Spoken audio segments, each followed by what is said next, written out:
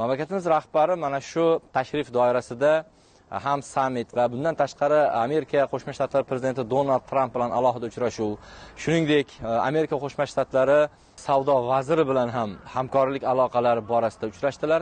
Mamlakatimiz rahbari mana shu sammit doirasida ta'kidlar ekan, tashkil topganiga 10 yil bo'lgan tashkilotning formati bugungi kunda kengayayotganligi va ushbu tashkilot doirasida Markaziy Osiyo davlatlari va AQSh o'rtasidagi turli jabhalardagi innovatsion hamkorlik, iqtisodiy hamkorlik sohasida aloqalar rivojlanayotganligi ta'kidlab o'tdilar va mana shu sammit doirasida juda bir muhim tashabbuslar ilgari surdilar.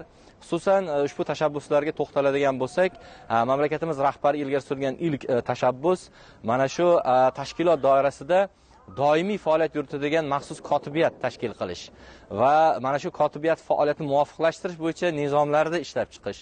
Bundan tashqari mamlakatimiz rahbari vazirlar darajasida iqtisodiy hamkorlik yana ham mustahkamlash bo'yicha alohida mahkama tashkil etishni tashabbus qildilar. Shu bilan birgalikda mamlakatimiz rahbari mana shu sammit doirasida yana bir tashabbusni biz dolzarb desak bo'ladi.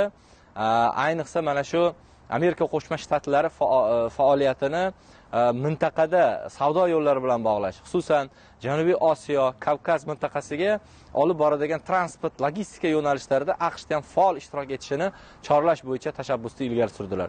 Mamlakatimiz rahbarini Markaziy Osiyo mintaqasida o'ziga xos bir integratsiyani amalga oshirishdagi tashabbuslarini AQSh prezidenti ham qo'llab-quvvatladi. Va umuman olganda ushbu 2 kunlik tashrif har tomonlama mintaqa mamlakatlarini AQSh bilan yana ham mustahkamlashga, savdo munosabatlarini kengaytirishga, iqtisodiy barqarorlikka xizmat qilishga albatta bevosita xizmat qilib qoladi.